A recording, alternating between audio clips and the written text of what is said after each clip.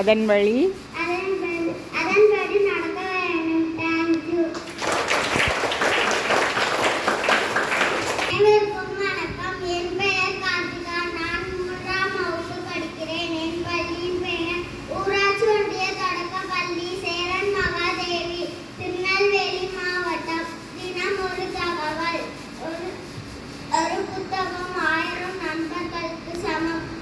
ஆனா ஒரு நண்பன் ஒரு நூலகத்துக்கே சமம். தேங்க்யூ.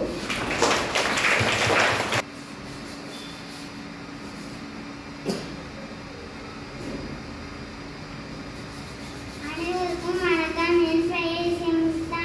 3ஆம் வகுப்பு படிக்கிறேன்.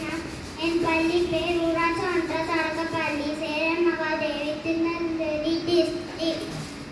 இரண்டற்க பண்புகள்.